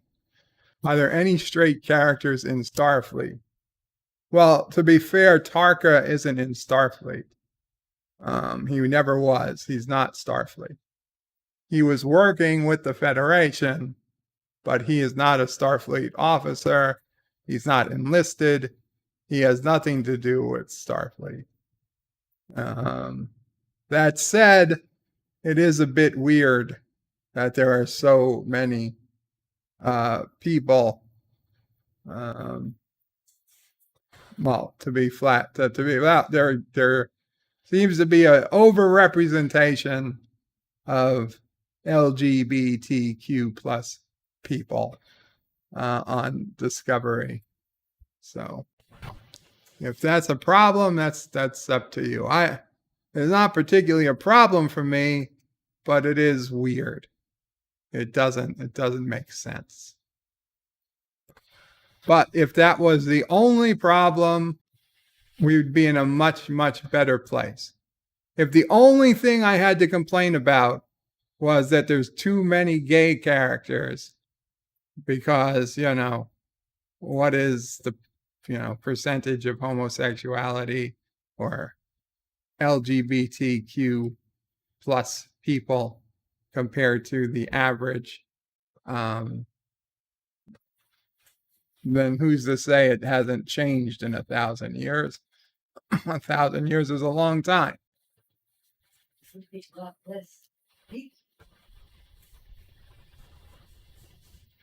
It's true. Well, the population may be way down. We don't know what the human population is in 1,000 years. Here are the details. Dear Bob, can you explain this to me, please? More specifically, how this person got more votes than any other in history. Turn the volume up. No, I can't play that on here. I'm sorry. But if it's what I suspect it is, I can't tell you how that person got more votes than anybody in history. I can tell you I have a pretty good theory on how that person got more votes than anyone in history. But if I told you my theory, YouTube would probably give me a strike. So I will not tell you my theory and just suggest you not worry about it and regroup for later this year. Okay? We need to send a message, and we need to send a message so loud that we overcome any type of shenanigans that might be being played. It's not enough to win by 1% or even 10%. We've got to win by like 50%. And to be completely honest, there's no reason we shouldn't be, considering the shit show that this has turned out to be. Okay. Dear Bop, there was a sci-fi themed cruise ship. Actually, there were three: the Diana, the Athena, and the Apollo. It was operated by the Sea Org and owned by L. Ron Hubbard. Hashtag Scientology did it. No, the Scientologist ship is different. They didn't have Star Trek uniforms.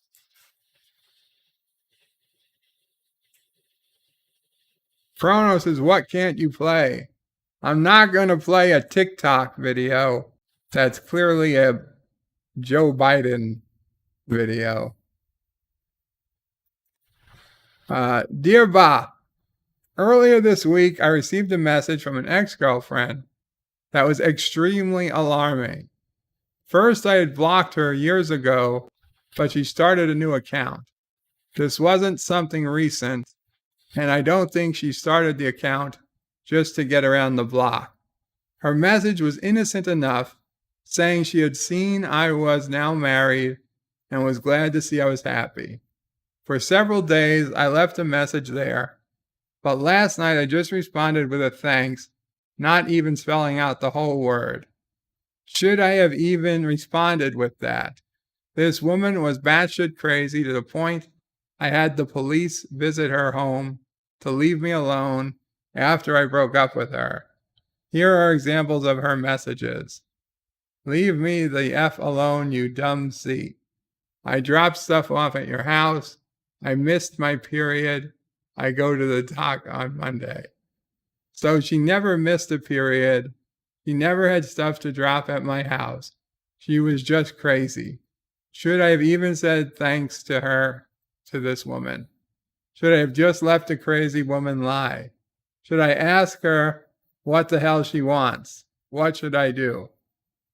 No, you should not. You're correct. You should not have ever wrote thanks. At this point, just don't write her anymore. Maybe you'll get lucky, and that was it. But even if she asks, I would just stop responding to her. That's all you have to say. Don't say anything else. If you need to say one more thing, you could say, I think it's best we still, I think it's best we don't talk or something. Be respectful. I apologize. You say, I'm sorry, but I think it's best we stop communicating again. And that's it. That's it. Don't go any further. Don't respond to any messages. Block her if you can, and be done with it. Dear Bob, Loyal Karogan here again. Update after I lost my job a month ago. A friend told me he would be able to get me a job really quickly working security. I want your opinion on this. It's an hour drive there and back, but it's honestly the easiest work I've ever done. All I do is drink free coffee and watch CCTV cameras. I get paid $1.50 less per hour than my old job, but get paid a personal check for traveling fees on top of that. At the moment, I'm only getting $20 per week, 20 hours per week, but the opportunity to pick up more hours when another employee leaves in a month or so. What do you think, Bob? Should I stay with this job for now? Signing out for now, Loyal Karogan. Well, I'd absolutely stay with the job, but if you think you can get better, then you could certainly continue to look for jobs while keeping this one. No reason to throw this job out, especially if it's only 20 hours a week. You should be able to do your, assuming you'd have to, interviews, working with the time you're not at work. So it sounds like a pretty good setup you got there. I would keep it. Obviously, I guess the hope would be to get to 30 or 40 hours at this job. And if you have to wait, if it takes some time, that's great. If you end up finding a better job, that's great too. I think you're in a really good spot. So I wouldn't worry. Kronos is what can't you play? I'm not going to play other videos in this one, Kronos, if I don't know what the video's about. And I haven't watched it myself.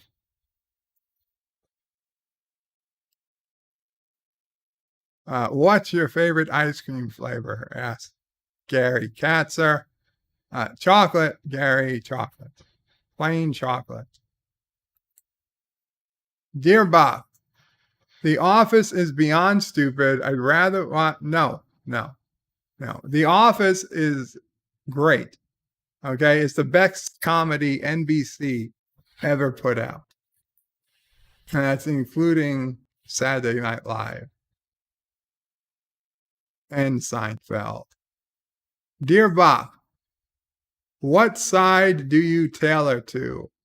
I go to the left, just like my politics. Tailor to? What does that mean? Mama Frey? What side do you tailor to? What does that mean? Do you know?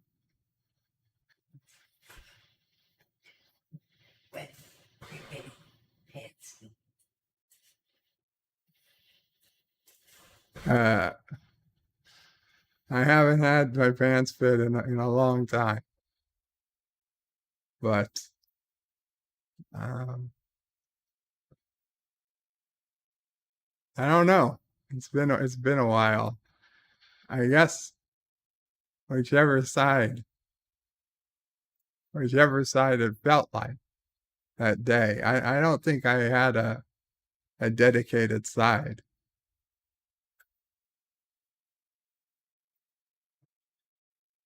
All right, to change the subject, you let pictures. I have pictures to show. Not of that. What? Oh, I don't have them set up. No. No, I didn't say Rocky Road. I said chocolate. The Office is woke trash. Thomas, The Office was before wokeness was a thing.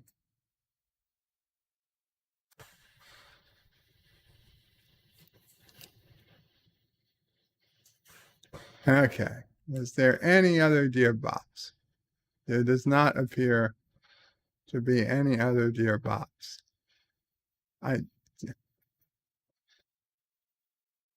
Dieter Scotty's, I think it's the side you put your donger on. Yeah, I get that. I don't know. I've never heard of that expression.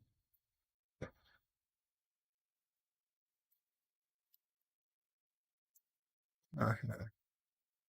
Let's see what's going on. So this is what happened with Enterprise. Okay, let's refresh the news. Kronos hears Mamo pray.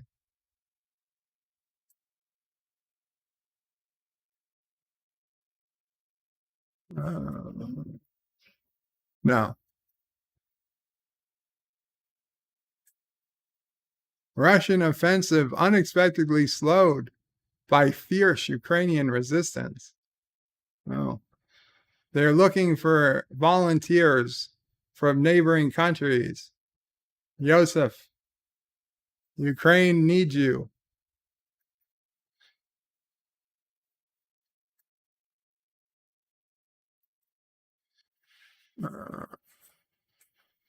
Biden nominates, I can't pronounce, Ketchy Brown Jackson to be the first Black woman to sit on the Supreme Court.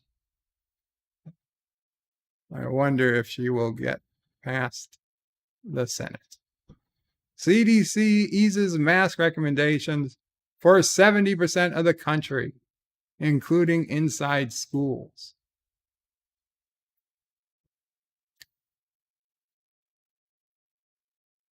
NATO allies provide more weapons to Ukraine. Why? It's just going to be weapons that Russia's going to get their hands on.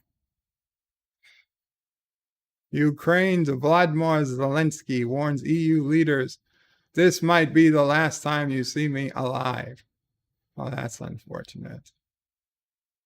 Ukraine's Zelensky, one-time comedian, turned president, rallies nation against Russian invasion. He was a comedian. Oh.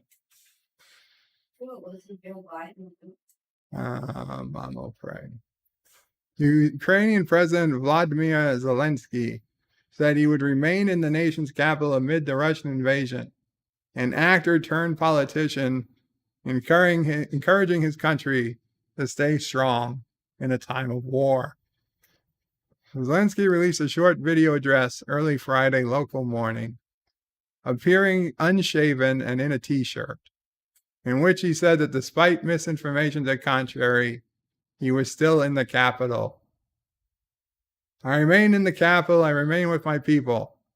During the day, he held dozens of international calls directly managing our country, and I will stay in the capital. My family is also in the Ukraine. My children are also in the Ukraine. My family are not traitors. They are citizens of Ukraine, but I have no right to say where they are now.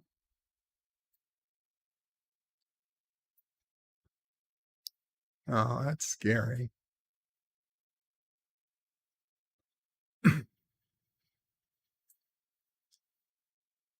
Chronos says, doctor, give me good news. Josh reads, Bird of Prey, why don't you send 12 million weak orphan minor? Why don't I send what to the Ukraine? No, I need those orphan miners to mine uranium.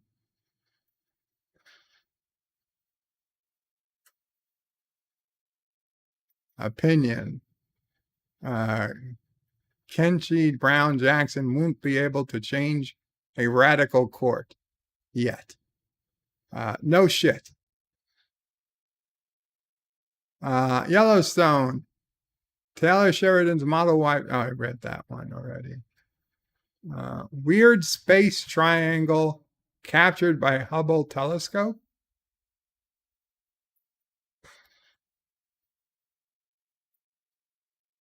It's a space triangle. And it's a DMA or a what's it? It's a dark matter anomaly in the center. Where's Titan? Where's Titan in this photo? On the right is the galaxy known as NGC 2445, awash in starbirth triggering gases, while on the left is its less flashy counterpart, NGC 2444. How about we call this Bob and this Dorito? The unusual triangle shape formed by two galaxies crashing together is a cosmic tug-of-war, has been captured on a new image taken by NASA's Hubble Space Telescope. Where are the pictures from the Webb? Where are the James Webb Telescope pictures?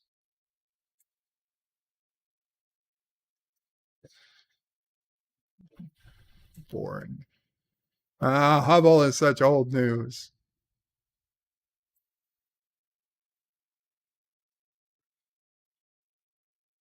Cop cracks hospital workers' 40-year-old murder.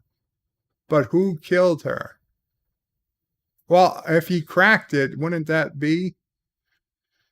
4 U.S. companies will pay $26 billion to settle claims they fueled the opioid crisis. Oh my fucking God.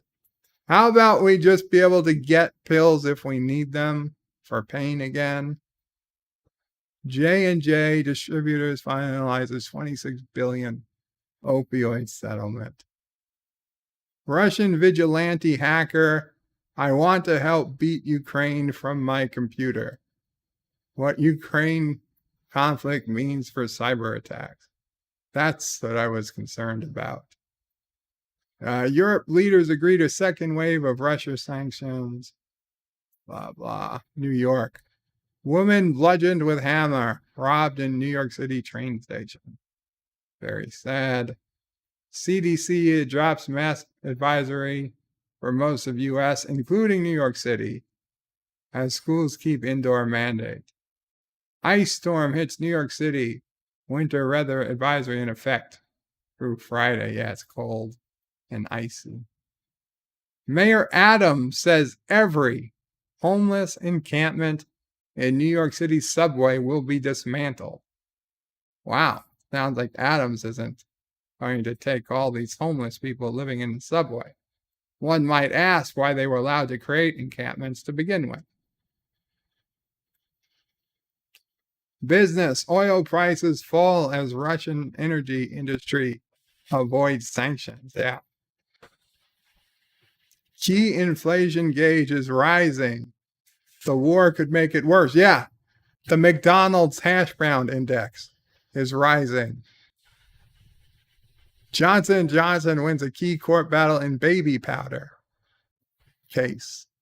Judge greenlights Johnson & Johnson strategy to resolve talc lawsuits in bankruptcy court.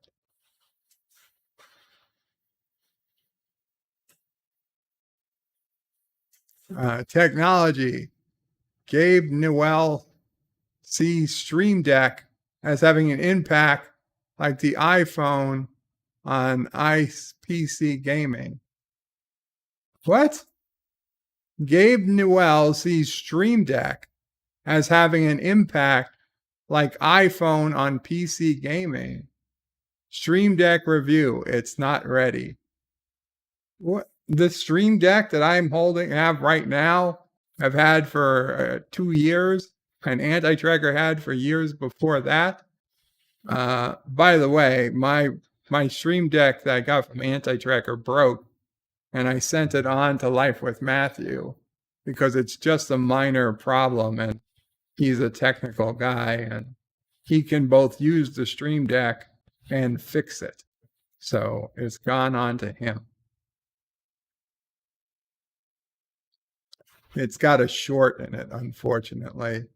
So you gotta play with it. You're probably gonna have to unscrew it and fix the USB cable.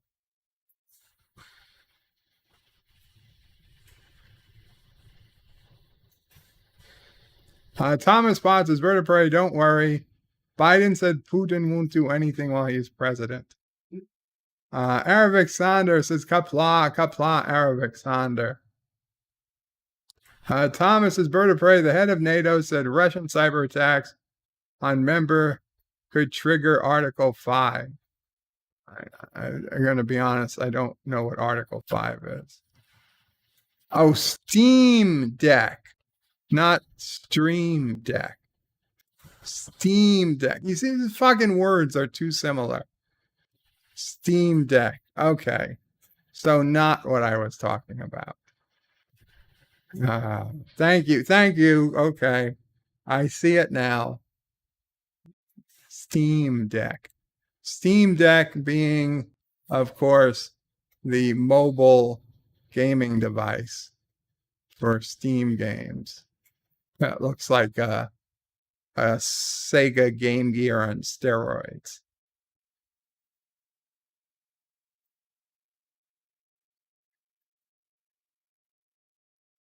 That's some fancy gaming.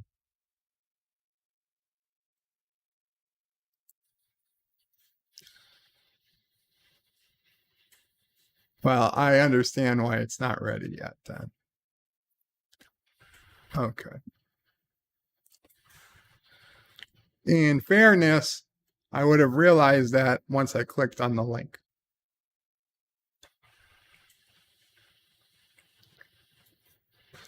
The Samsung Galaxy S22 is now on sale, at least in some places. Awesome. Except I'm happy with my Pixel 6. I'm finally off the Samsung bandwagon. Hakeem has his pre-ordered already. Josh should put in a link for Steam to the Steam store. Wow, bird is salty today, says Chronos.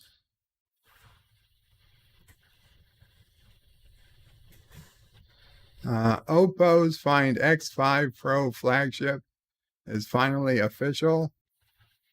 I don't know what that is.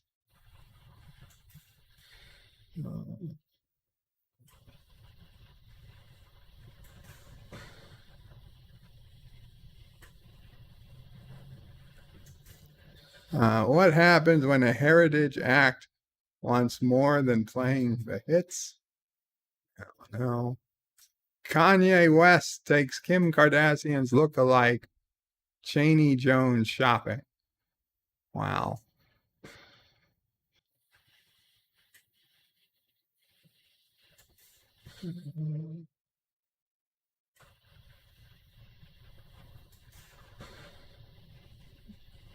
I don't care about sports. Why are you even showing me sports? Science. SpaceX launches 50 Starlink satellites, lands rocket on ship at sea.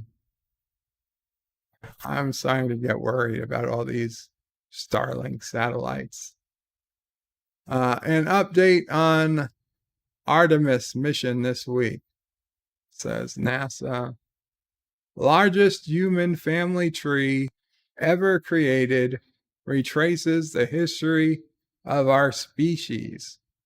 DNA reveals biggest ever human family tree, dating back 100,000 years. Wow. Death spiral, a black hole spins on its side, completely unexpected. Interesting. I didn't understand black holes. I guess it could. Oh no. Bird flu detected in Michigan flock, federal authorities say. The bird flu. CDC says waiting longer between COVID vaccine doses could reduce myocarditis. Well, I got it on the first shot, so there was no waiting.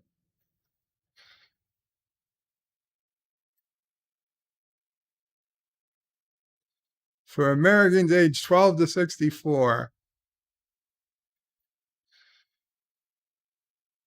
eating disorders among teen girls doubled during pandemic. ER visits for children plummets during pandemic, and that's a bad thing. Yeah. FDA approves. Oh God. I'm not. I don't want to read that. But the people on the screen can read it.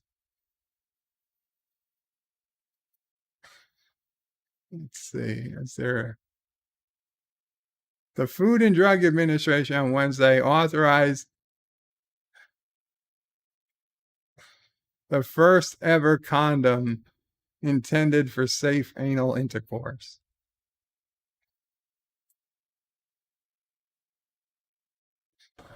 Wait, why is it only one male condom? I know. Authorization of the one male condom is expected to help reduce the transmission of sexually transmitted infections, STIs, because even they don't want to be associated with Star Trek Discovery anymore, including HIV and AIDS in both anal and vaginal intercourse. Wait. So it's not just for, never mind. Then what's the point?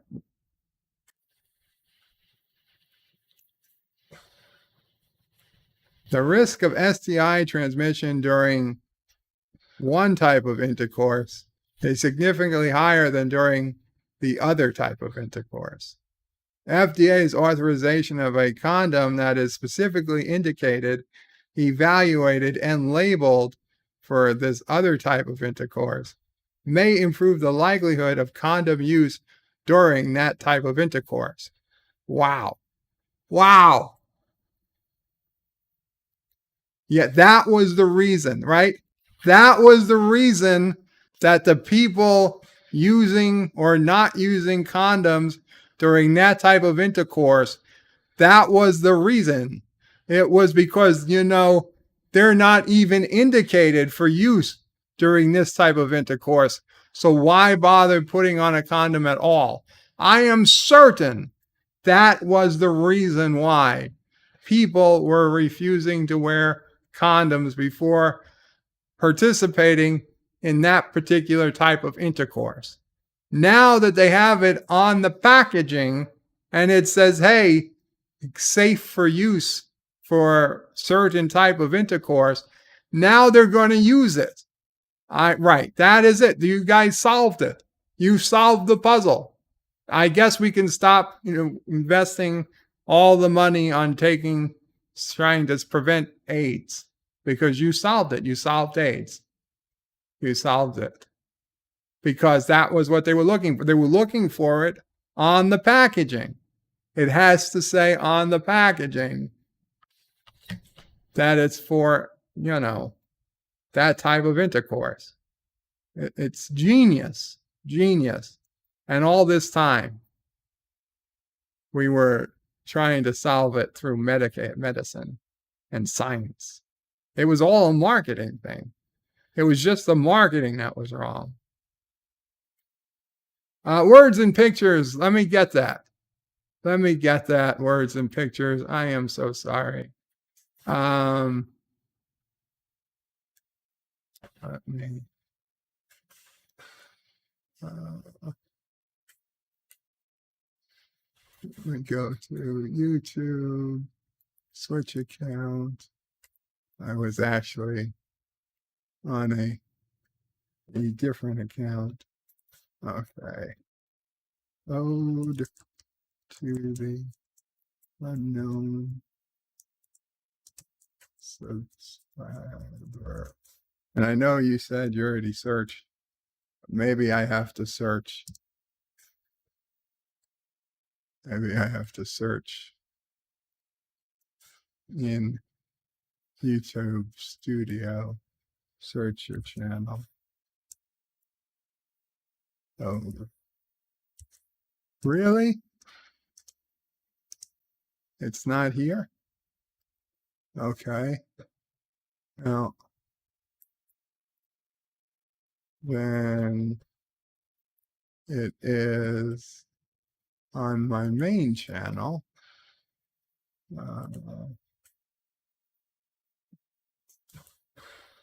YouTube Studio.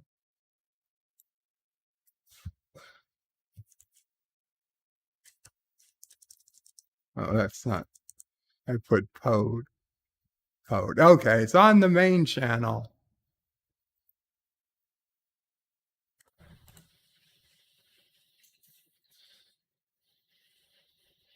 And I got it. Share, copy. Okay.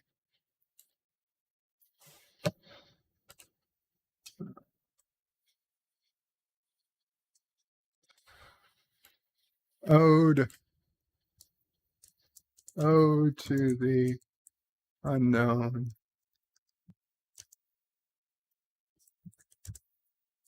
subscriber. Link. Words and pictures. I hope you're still there, but if not, next time I'll get you.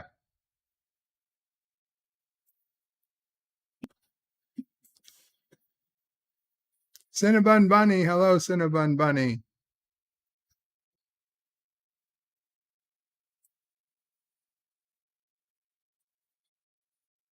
Pitts is here. Yes, Thomas Pitts. Cinnabon bought a storage unit. Congrats, Cinnabon. Yes, please stream it. Please stream it. Cinnabon can't pick it up till tomorrow. Oh, I'll stream it tomorrow. Sometime in the afternoon, probably. That sounds good. John DeMarco says, Cinnabon, that gives us time to build up anticipation. Absolutely. Salty planted the tree, says Thomas. John DeMarco says, could reduce myocarditis, which means it might not make a difference. That's the true also. Chrono says, what's the point? Screw you. Wow. Arabic Sanda says, hey to Cinnabon Bunny. Cinnabon Bunny says, hello to Arabic. I put out the link to the Ode to the Unknown Soldier. Ode to Nerds, says Kronos. Words and Pictures says, thank you muchly. You are very welcome, Words and Pictures. You are very, very welcome. Anyway, with that, guys, I guess we'll be calling it an evening here. Be sure to check out Cinnabon tomorrow when he streams his storage unit. In the meantime, I don't know if tomorrow Andrea will be streaming or not, or Captain Track will be streaming with Andrea.